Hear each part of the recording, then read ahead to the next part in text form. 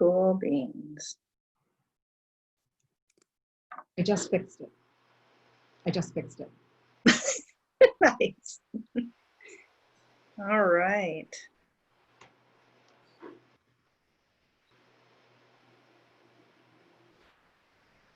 Hello? Did somebody just ring? Matt?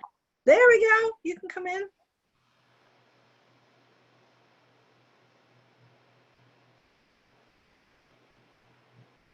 He's coming. Good morning, everyone. Good morning. Welcome to the Proactive Health Collective of Keene. And we're waiting for one of our panelists here. So while we're waiting, we can talk about what we're going to talk about, I guess. I think balance is the key, is what we're going to talk about in relation to how that affects our health, our vibrancy, our ability not just to survive, but to thrive in life. And especially given, I notice when we have a lot of stress that is around us, we tend to get pulled where life directs us instead of us directing our lives. Mm.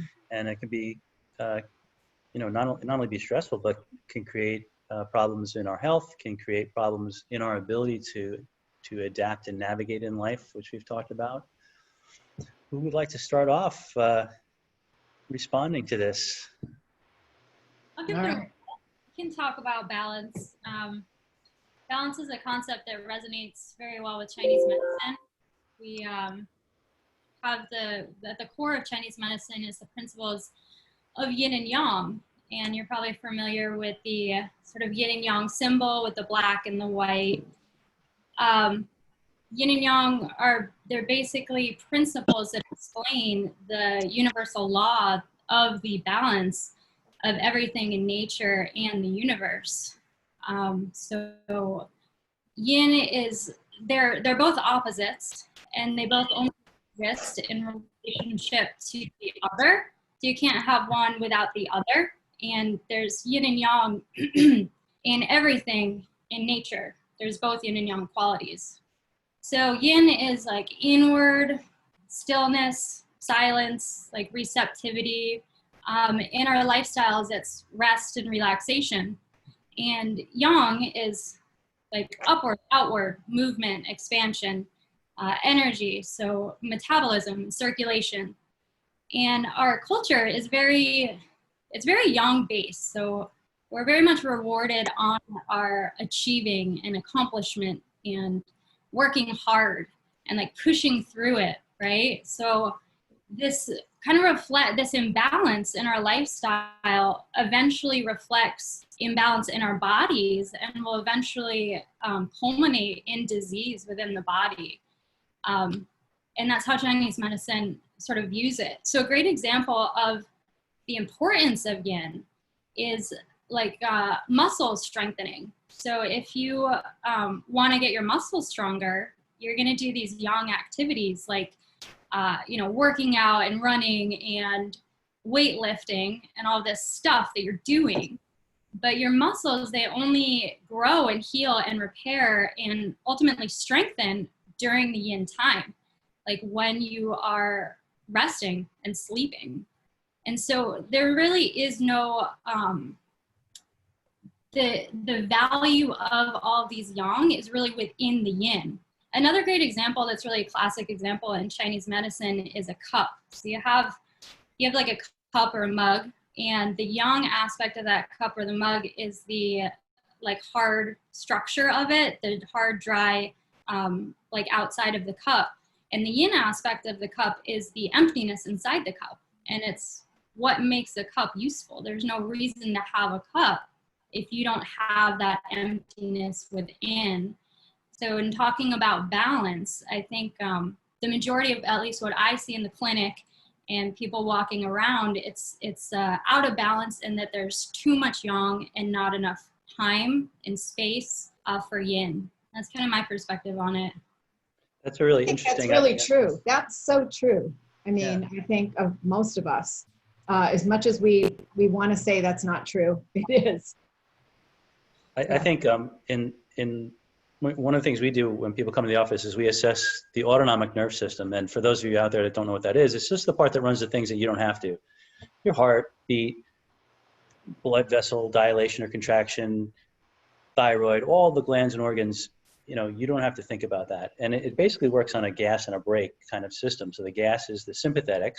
So that's like when we get up and go, heart rate increases, we need to go. And then the parasympathetics kick in when it's time to rest and digest and heal. And this is, it's kind of like reminds me what Allison was talking about with the yin yang. You've got those both sort of not opposing, but sort of in harmony, different aspects of how the nervous system works, constantly balancing each other. Too much of one is no good. Too much of the other is no good. If you had no sympathetic, you'd just be dead on the floor, right? You wouldn't be able to move. But if you have too much sympathetic, then you're missing the healing time. And we do a graph that actually shows where, when a person is at rest, where they are in the spectrum of parasympathetic activity.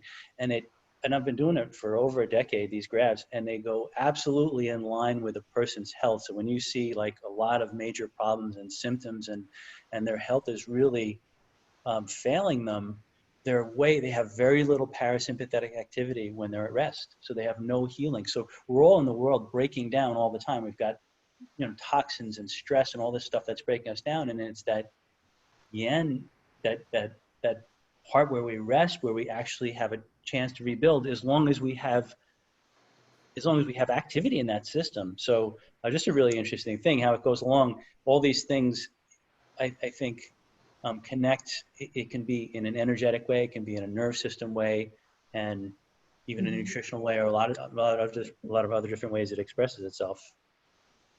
Yeah, that's very true. To tether on that, Dr. Clerkin, a lot of the studies that have come out recently, you might be talking about heart rate variability. Is that the test you're talking about? It is the test, yeah. Yeah, so it's basically a stress test, and we just got the technology as well in our office to where it tests like he's saying, are you more driving with the gas pedal on, or are you more with the brake pedal on? And it's a really cool test. Basically, we talk about stress vulnerability or stress resilient.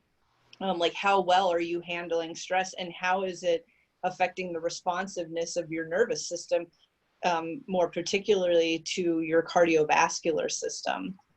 So the heart rate, how it's, if you had to get up and run for a bus, would you be able to, if you had to walk up the stairs, would your heart rate, start pumping more efficiently to help get blood to the muscles so that you can keep going, right? So those things are definitely, to agree with Dr. Clerkin, like that, they're tethered together, and it's a beautiful system when it works, and it can definitely cause concern when it doesn't, when one system's running the show more than the other.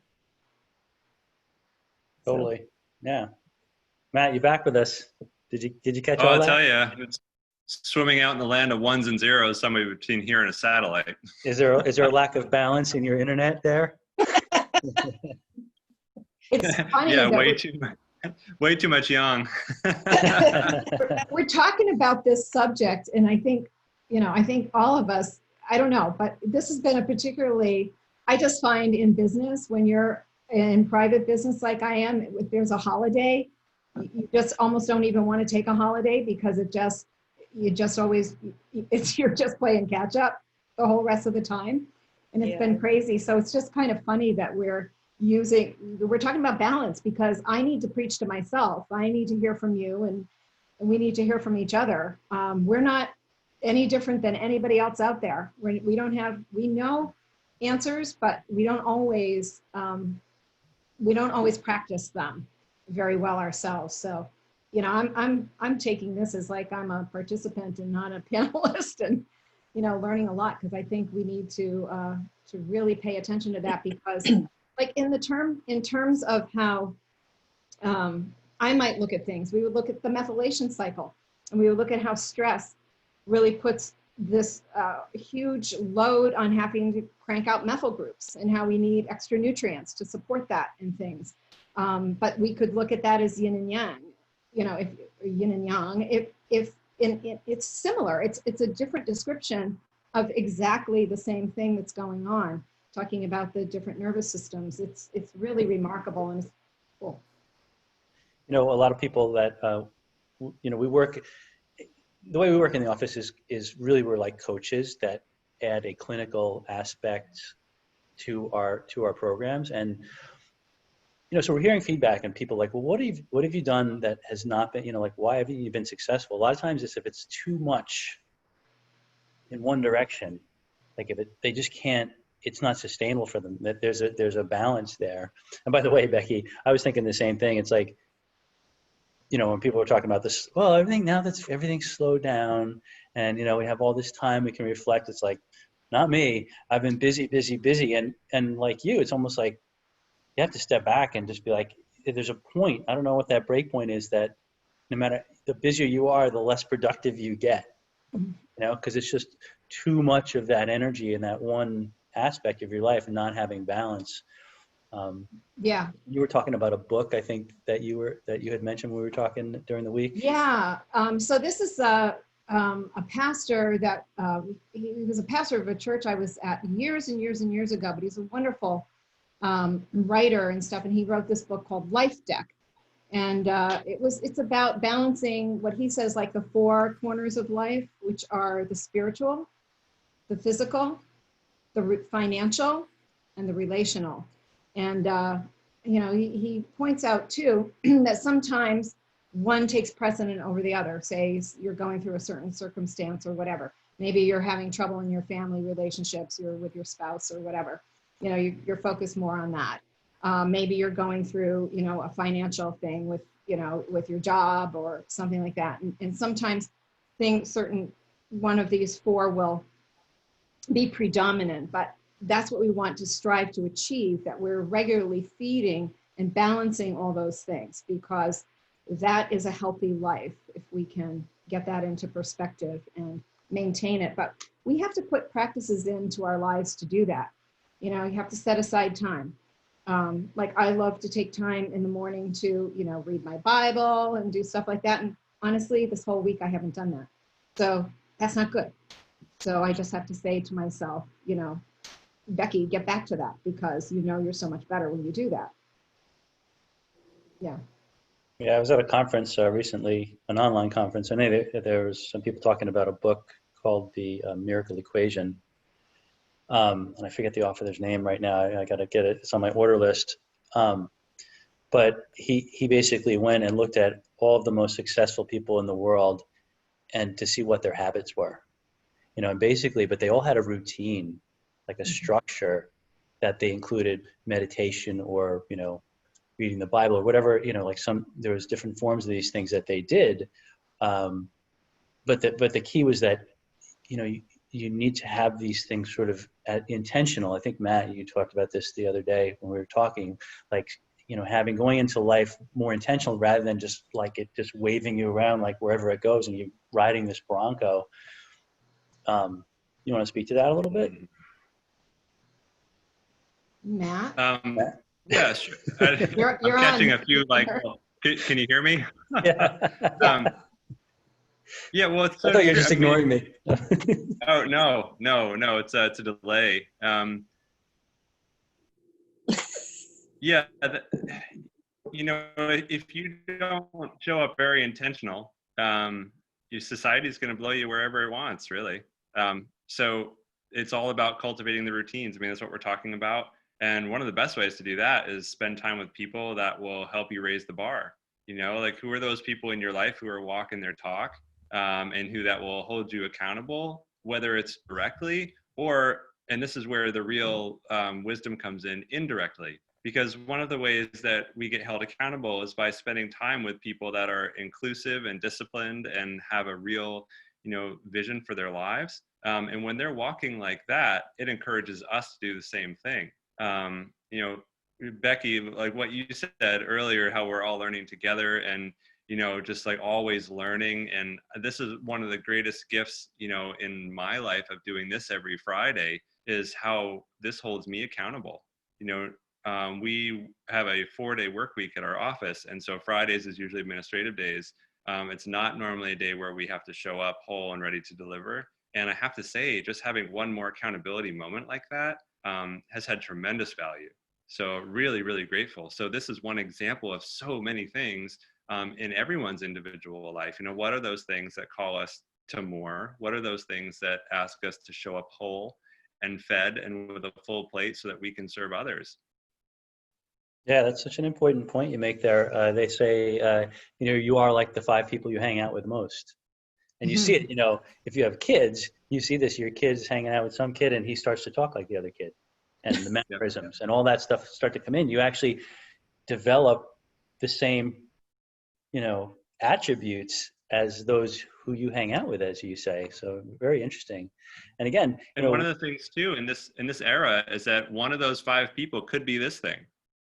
So if we're spending a lot of time on technology, if we're spending a lot of time on the phone, if the news is in the morning and in the night before we go to bed, that counts as one of the influences.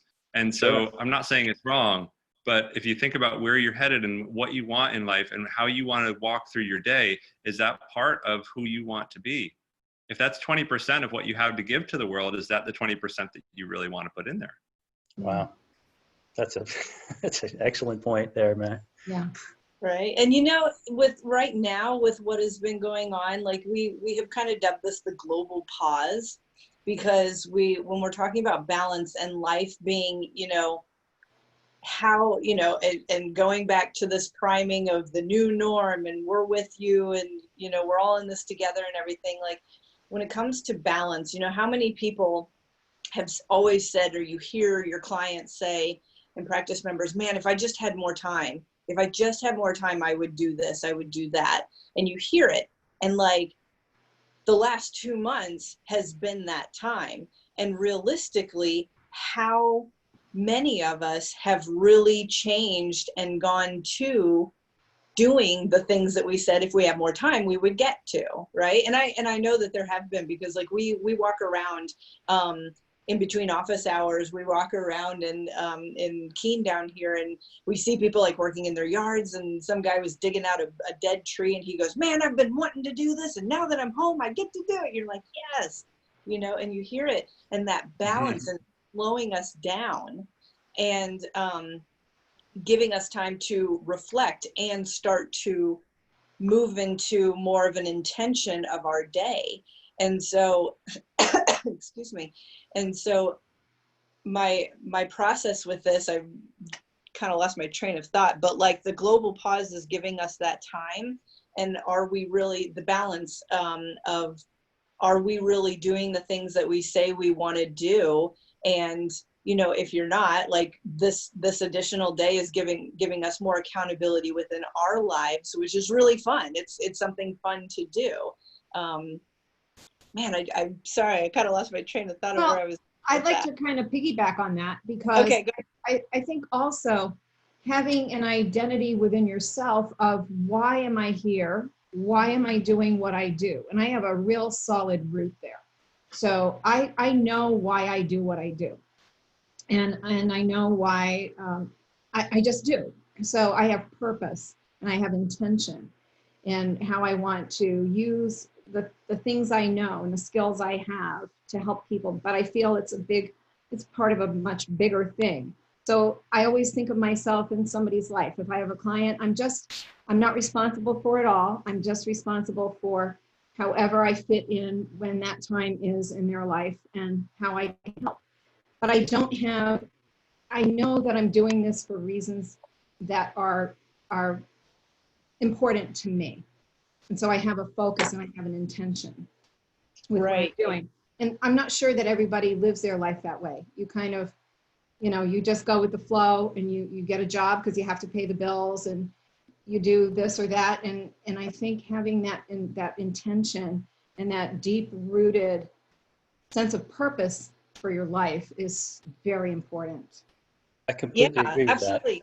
that. I remember what I was going to say. So if having that intention and having that purpose, sorry, Dr. Jean, one thing that we do a lot with that this global pause has like taught us to stop doing is the go, go, go, right? The constant doing of things.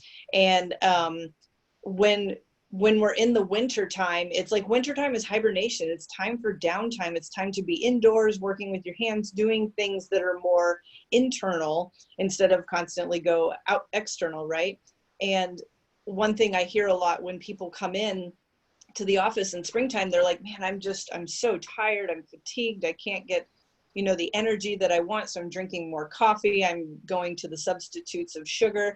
And it's actually a molting process. And we, even though we're not like birds or snakes, we don't shed a skin or we, lose feathers, but we molt more emotionally. We also are animals, and it becomes an emotional molting. And so people are more stressed out, and then there's more irritability. And it's like, it's springtime. I'm supposed to feel great and excited and ready to get out, but I'm just so tired. And I'm like, yeah, because you never stopped. We don't stop. And the go, go, go puts us in that more sympathetic raise. And if we don't take time to honor ourselves and have even our internal processing system, our nervous system, adapt to the constant go, go, go, nothing's going to change. And we're going to be right back to where we were. And then our intention is going to be, I don't even know, because I'm still running the same programming. So, now, saying, doing the intention things, like, what is it with your health that you can do and change? You can get acupuncture, you can start doing nutritional supplements, you can have additional herbal medicines, you can get your spine checked. Like, we are a plethora of panelists who can help bring that health back online this spring after the global pause and really initiate some really cool changes. So just wanted to say that. Allison, I think that speaks so much to you. Do you notice, like in spring, because that's kind of like that detox time, what do you notice in your patients? Yeah, so, spring, so I kind of had I wanted to bring up my little 5 element circle again. Yeah. About like the seasons. So in the 5 elements, we have this nourishing cycle and this controlling cycle. And each element has organ systems and a sense organ, a taste, a color. So there's like a whole personality for each element. And living your life each element has a season. And so a great way to like bring balance into your life, and especially on like a grander scale, like living, is to live with the season that we're in according to the attributes of the element.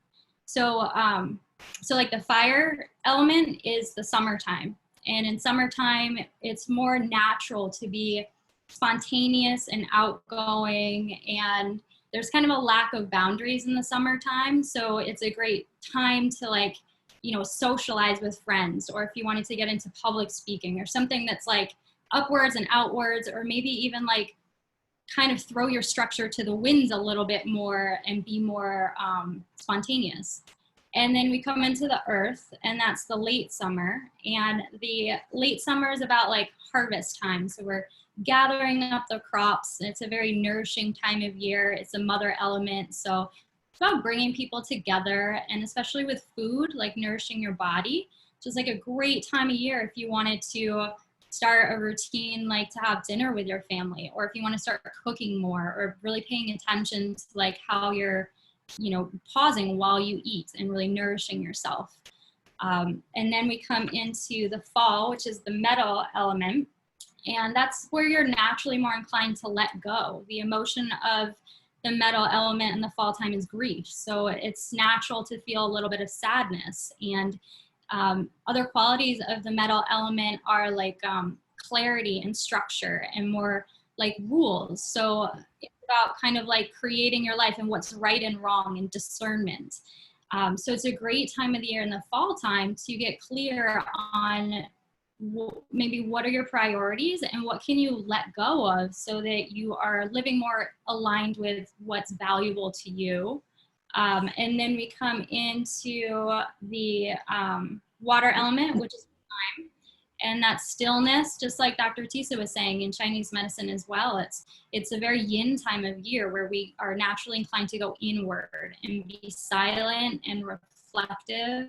It's a great time of year to just meditate or journal or reflect on things and just not be as active. It's when we gain our resources back. We're kind of like that yin time, like I was talking about earlier. We're rejuvenating, we're healing, and we're getting the energy that we need for the springtime, which is the wood element. Where are we? Here, it's backwards.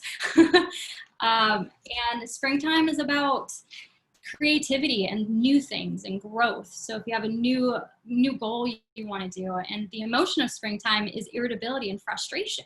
And that's why in Chinese medicine, so many people get so flustered and frustrated this time of year, because the liver is the organ system of the springtime, and it's in charge of the free flow of energy within the body, and it gets stuck. There's so much energy there and creativity, and if we're not fully expressing it, if we're not moving our bodies and doing all these things, it gets stuck. And that's this irritability and this frustration. It's very much like a PMS type of, if you're a woman, you kind of understand that, just like, or like I have too much to do and not enough time to do it sort of feeling, this like angst. I signed right up for that. That's been my whole week. You just described it completely. And when it's windy, it gets a lot worse because the liver gets aggravated by wind. So one thing you want to do in the springtime, or anytime you're irritable or like frustrated or angry too, just stay out of the wind, or at least cover your neck at the very least.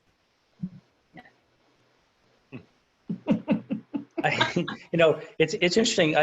When going back to what Becky was saying earlier, when I sit down with a client, the first thing I want to know is what matters to you. Why do you care about getting your health back? Because if you don't have a purpose, if you don't have a reason, if there's no motivation, chances are, my experience is people won't do anything. And that, I think, is the driving force. Like, okay, why am I going to do this? And then what it comes down to is finding that balance, or finding a structure or a system or something that works for you. I happen to be very into structure. I like structure. I like things laid out because I believe structure creates freedom. We talked a little bit about that the other day. Even if part of that structure, exactly, Dr. Haftali pointing at her triad of change up there, even if part of that structure is putting in place times for freedom. So I would be interested in hearing about, like, okay, this sounds great conceptually. What do we do? I mean, first of all, I'd say get some help. If you can't figure it out, that's why, these practitioners like us and many others around the country are there to help people find their way, to mentor them, to help them with the wisdom they've gained, to find a route there. I guess I would encourage everyone that there is a route there. There is a way there, and there's different strokes for different folks. But it's about finding a roadmap. Do any of you have basic, simple roadmaps that you use that you could share with the group? One thing that I do is I always have my morning time. It's my time, and it can be, the time is flexible depending on what's going on in my life.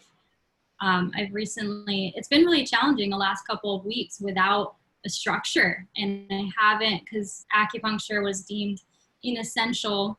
I haven't been able to practice, and I was in a really good routine before, because I knew what time I treated patients. I knew when I would do my emails and my phone calls, and I had my yoga class I would go to. I had a dance class I went to, and it was just a lot easier for me. And I never realized how much that was helpful. But even regardless, the past couple months, without a structure, I've always had my morning. I've always done at least 5 minutes. I know it doesn't sound like a lot, but just to sit down and be quiet, and I meditate. And most of the time I do like 20 minutes. And a lot of the times I'll say I only have time for 5 minutes, and I'll sit down. And then after 5 minutes, I realize, of course I have time. Of course I have 20 minutes. So that's one thing. Recently I've been doing like an hour, and it's really, really powerful. All of this stuff I want to do, like, I've got like qigong and meditation, and I want to learn how to work on doing a handstand, and I want to do EFT tapping, and there's all this stuff that I'm like, how am I going to schedule it all in? So if I give myself 1 hour, I do whatever comes naturally to me in that hour. I kind of pick and choose whatever feels best. And that way it feels like there's more freedom in the hour, as opposed to I have to do this now. And that's where I kind of like structure, because I feel like there's no freedom in it. But I really like what you said. There's freedom in that structure. And it's true, especially if you make it a little bit more flexible about what you pick and choose to fit into that time slot. Awesome. And it can be something like, I love just having like an hour in the morning to putter around, maybe throw some laundry in, you know, just sort of like feed the birds, make sure they have water, that kind of thing. Just something that's just, you know, just some time just to putter around and just do stuff that's soothing. It might, you know, it's not like heavy stuff. It's just, I find a lot of comfort in that. I've always loved just like home life. So just doing stuff like that is, and I also feel like another thing when it comes to balance is, and I can't think of what it was. I was going to say it. So somebody jump in and I'll think about it in a minute. Sure. One of the things that, so in our office, it's all about just sort of creating time and space and freedom. I'm sitting in our main adjusting room. You can see how large it is, and it's actually about to get even bigger because frankly, we just need the space. But it's all about creating that space so that someone can really arrive at their own authentic nature. Part of nervous system health is being in alignment with that and understanding how that works. It's the very foundation of everything.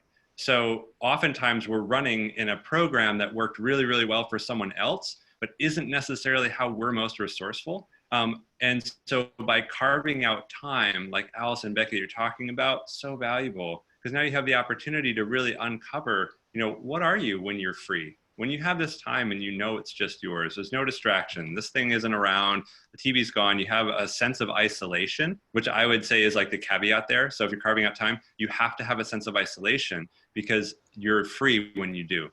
So when we work with people in our office, what our job is to, through our work, basically uncover what is someone's true authentic nature. Because if any practitioner, no matter what we do, and I'm sure everyone on this panel could speak to this, if we deliver care that is not consistent with your personal nature, it isn't going to work.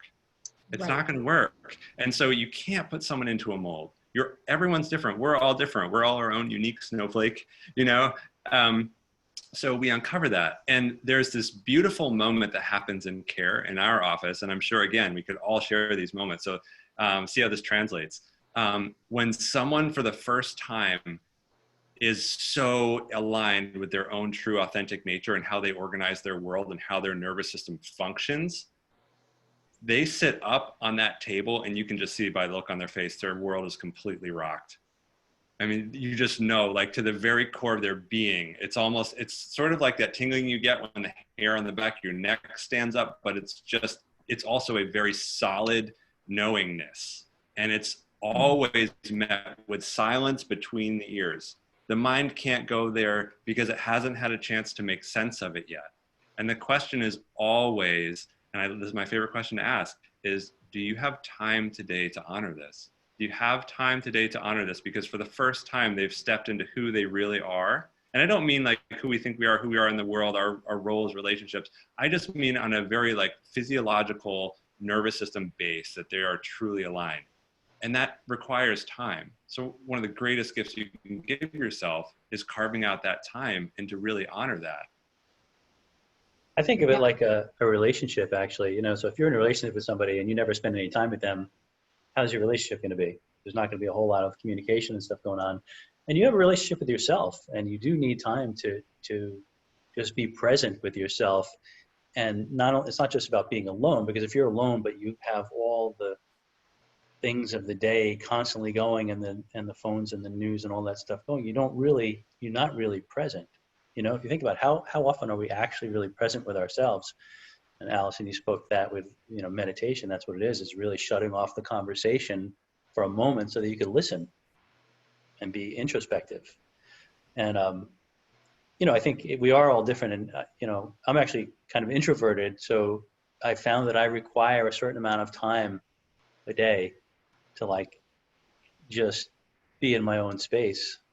Or if I don't have that, I start to get irritable. Yeah. I know you can't imagine that, but No. it's true.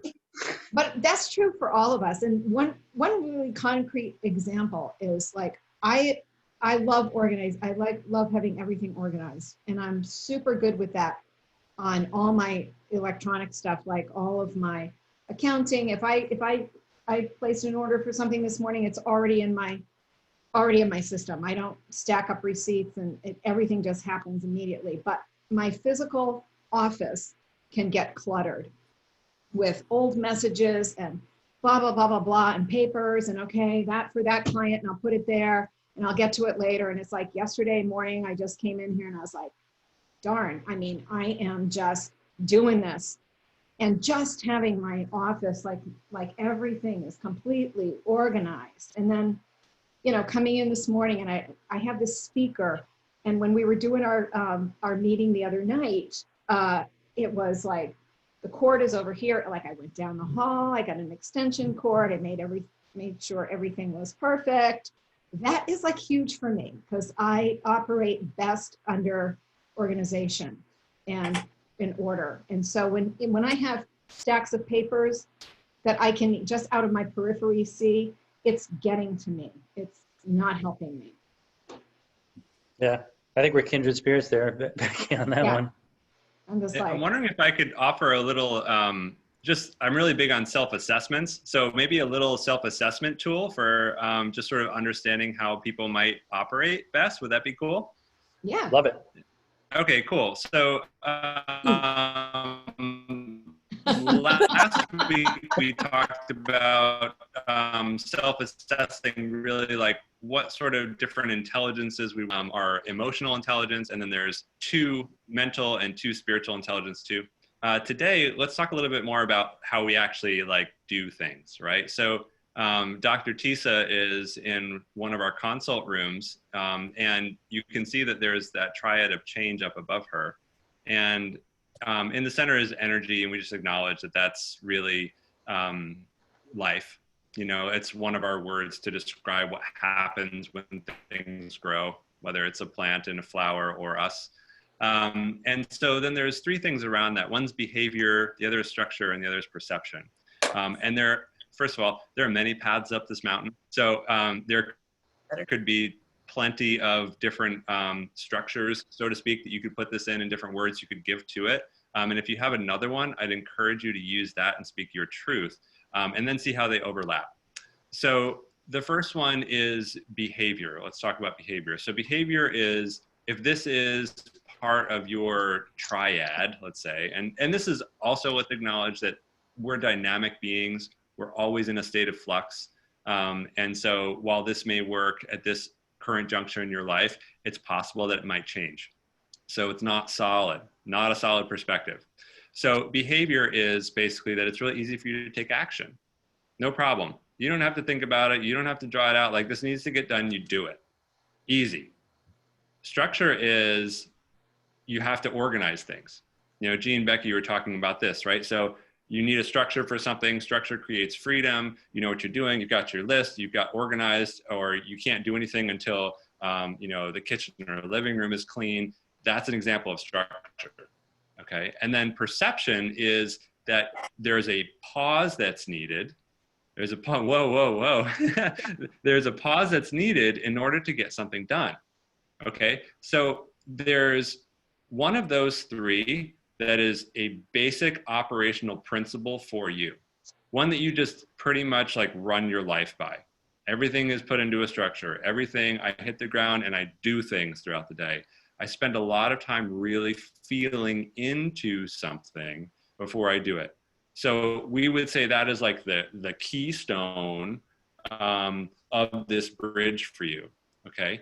And now the other one, so on either side of that keystone, there's either going to be one that if you were to try and do that, would be an absolute drain, like total drag, not resourceful. And then there's another one that when you do that, that's how you actually ignite change. So an example of that could be that you put something into a structure, and then once it's into a structure, you feel into it to see which part of that structure is the most like prominent, and then you're able to take action. Or that you put everything, you know, that you take action, and as you take action, you start to organize everything through your action. So one is what you start with, the other is how you ignite change. Very important. So there's the keystone that you always use, the other one that you ignite change with.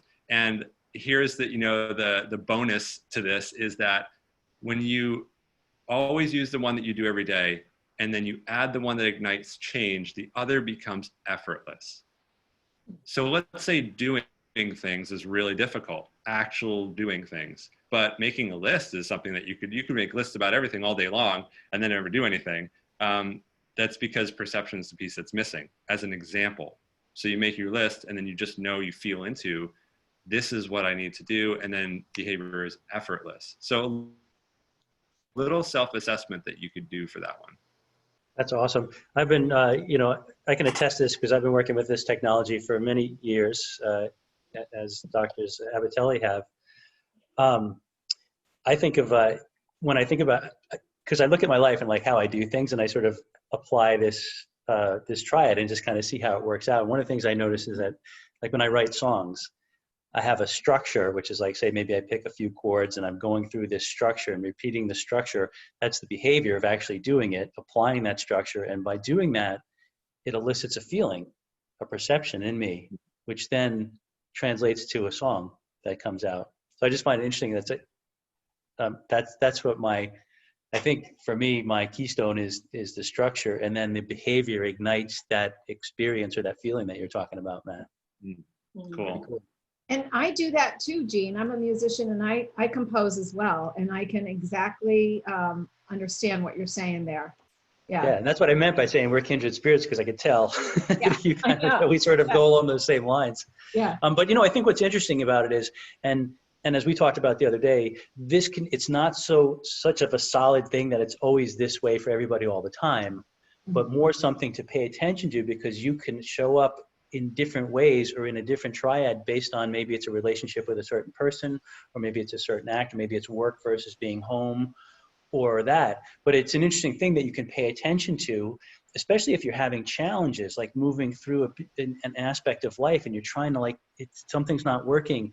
Probably what's happening is you're focusing more attention on something that's draining you versus sparking your energy and bringing your energy up. And you'll notice that, because it's like everything you try, it's like it doesn't work, and you start to lose energy, and you start to fall down that path even more. And so at some point it's worth looking at and say, okay, how am I doing? How am I going through this? You know, if you use this as a particular, you know, method, you could say, well, Lord, what am I doing? Am I in perception? I did this a long time, by the way, where I was like, I always started with perception. It just didn't really work for me, but I did it for a long time because I didn't understand the relationship of these things. So I think too, like knowing your true self, like our daughter's visiting, and her cat, it's a long story, but got out last night. Oh, Allison, like if you're looking down, just ping me if you see him like scampering around. We think he's in the fenced area, but it was just a horrible thing. It was a horrible thing. And I just woke up this morning and I was like, this is just horrible. This is just so sad. This is horrible. I just don't even want to go to work. I don't want to do anything. And then I'm like, Becky, that's not you. Just get your ass going and you know, just come on. That's not you. You have faith, you know God's watching over that cat, knows where he is, and everything is just like, get up and move and go, because that's what you do.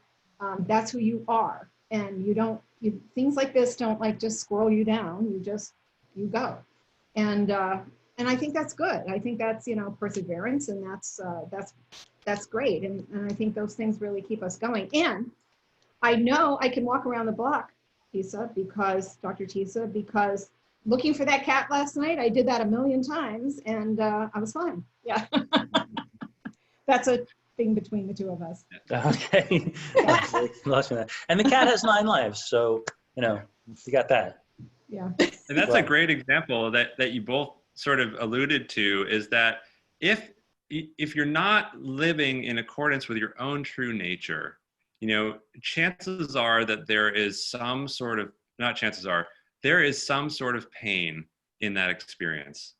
Whether it's just a frustration of I'm not quite sure why this is working, or whether it's the anxiety about, the cat, or whether it's a physical pain in the body that hasn't gone away for years, it's most likely that you're actually in a sort of inverse order to what would be truly authentic for you. So Becky, you gave a fantastic example of what it looks like when you actually have the awareness and transcend back into what's resourceful for you, and being able to then take action like that. And that is a beautiful, social application of that. And that happens in the body too. I think my adjustment, I was gifted a program with you guys, with the doctors Abatali. And Tisa and I met for the first time yesterday, and it was like the perfect week to do that. And I just have to say, it was remarkable because my body was really off. I could feel it. And so I just had this one session, and I came upstairs and I was like, wow, my body just feels so good. But I mean, I just feel like I'm walking right. I feel like I'm put together right. But not only that, but I felt like my stress level had just gone boom.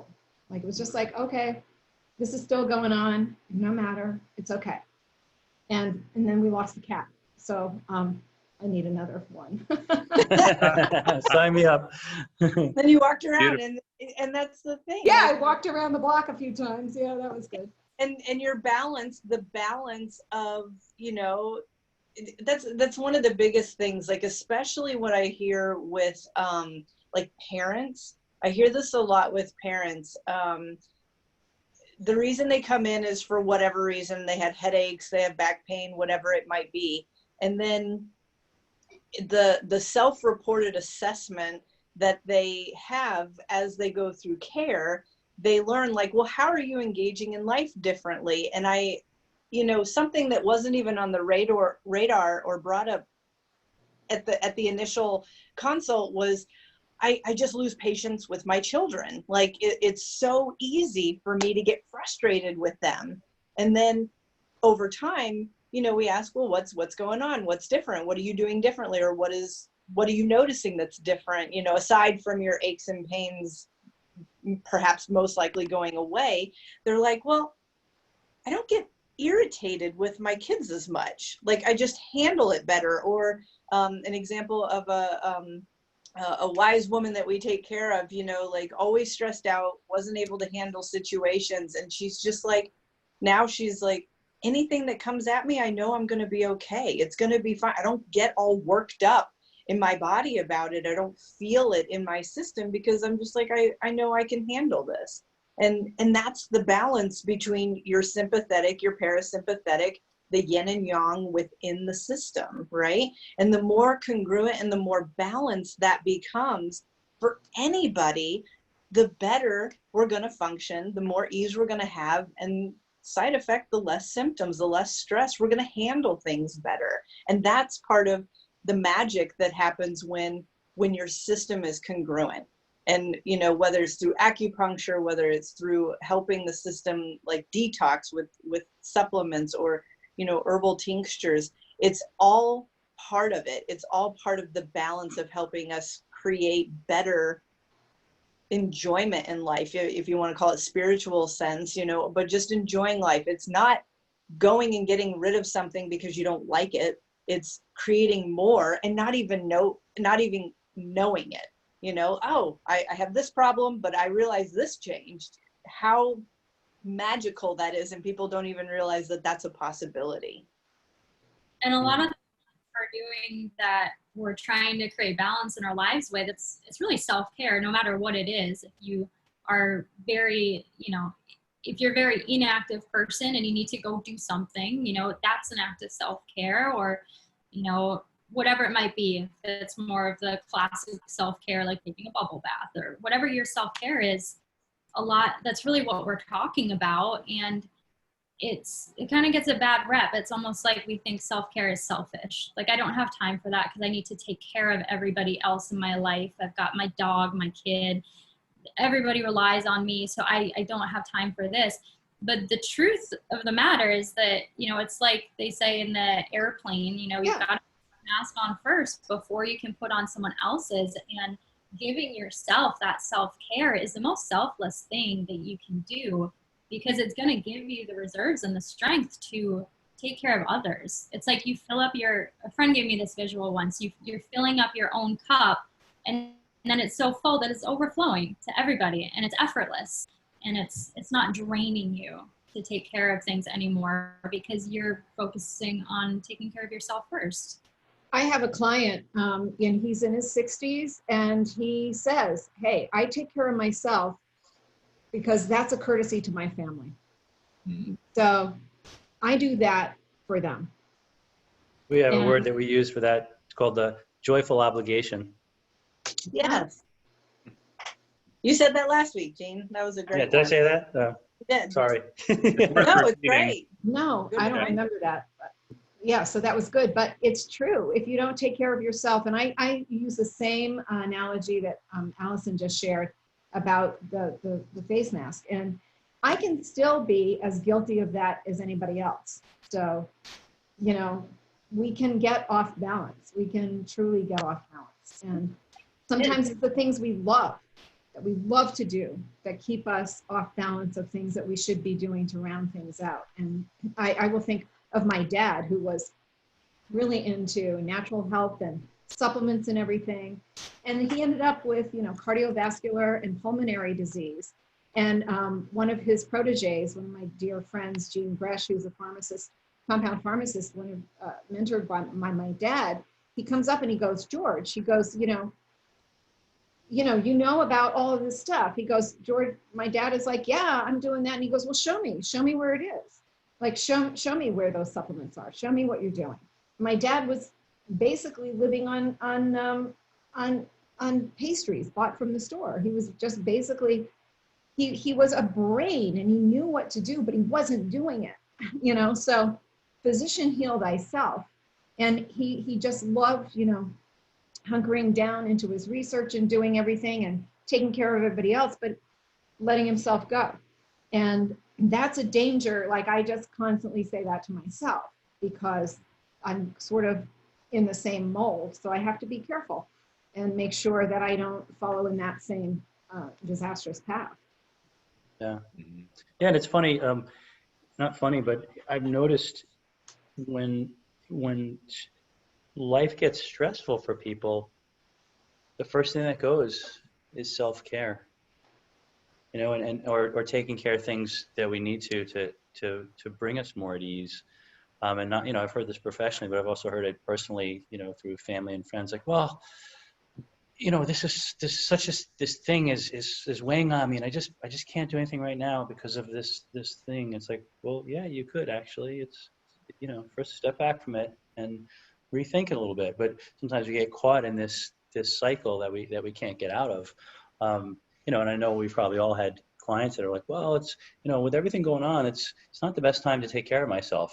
You know, like, translated, like, really?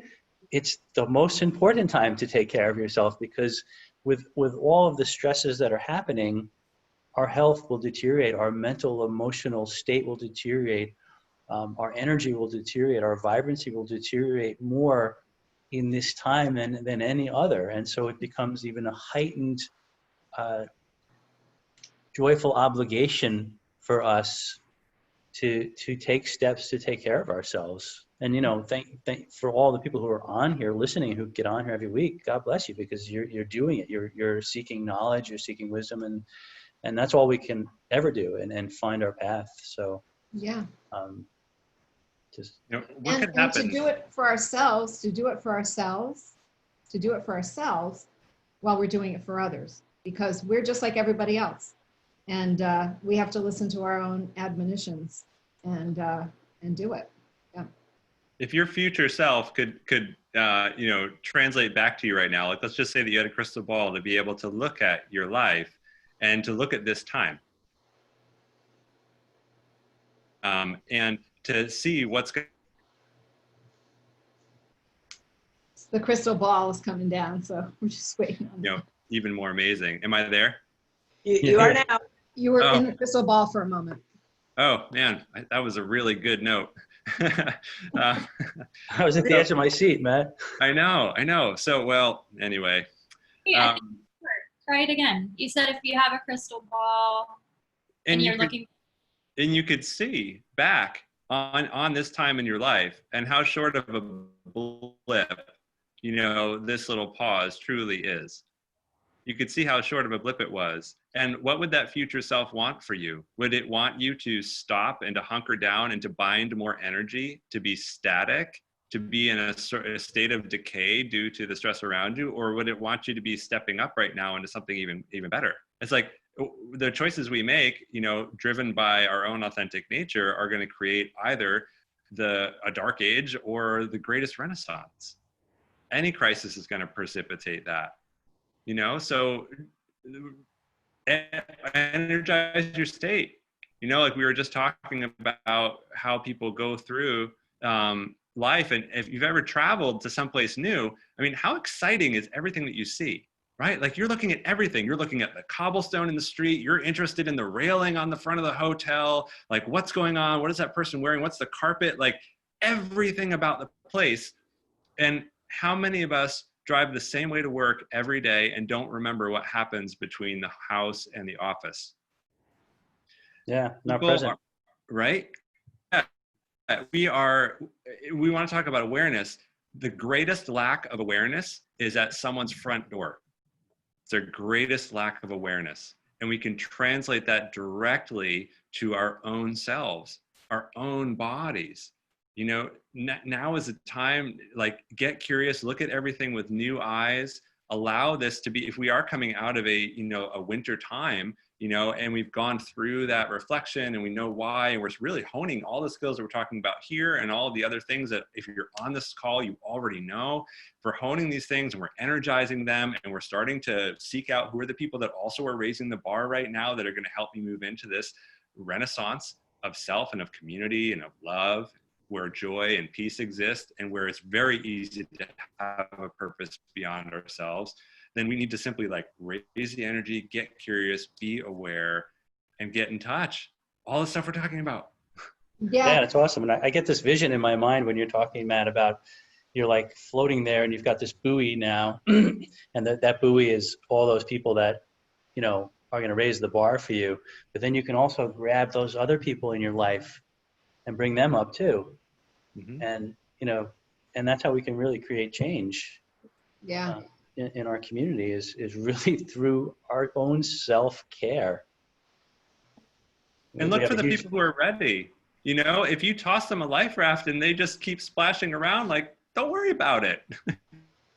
Yeah, you did your job, right? Don't worry, let them splash around. They might need to just splash for a little while. That's okay. Toss another life raft. Awesome. Yeah. And also you can get creative in your self-care.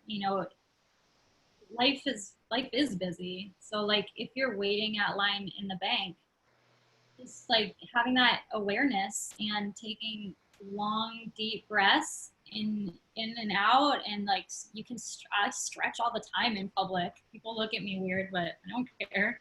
And you can get creative with it. Wintertime, like I mentioned, it's very yin. It's a time to go inward. But I love to snowboard, which is very yang. But when I'm snowboarding, I always go into the woods and I just sit there for a few minutes and everything's really silent. So you can find the different aspects of things in what you're doing. Awesome. Yeah, and every moment can be a meditation. Every moment can be present in everything you do, and it really makes a difference. So. And we can't be robbed. We can't, there's a verse in the Bible that says, your joy no man takes from you. And I have to repeat that to myself.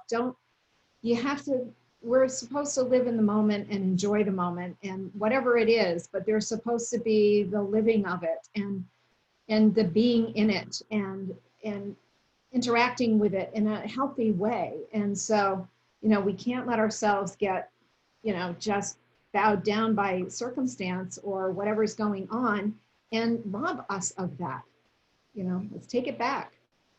Awesome. Well, I don't know about the rest of you, but I feel extra inspired after today's session. So I want to thank you all for that, and thank our audience as well for being present. Was there any all the questions taken care of? Were there any things that? Yeah, they all got answered. Yep. Okay, good deal. All right. All right. So again, thank you all so much for being here. We really enjoyed it, and we'll be back next week with another new and exciting topic. Share this if you're on Facebook. You can go to our Proactive Health Collective Keene Facebook page and check that out. We also have a YouTube channel, which you can find as well, but you can share that. Please, share it to your social media feeds and spread the word. All right. Thanks, y'all. Thanks, everybody. Have a great weekend. Take care.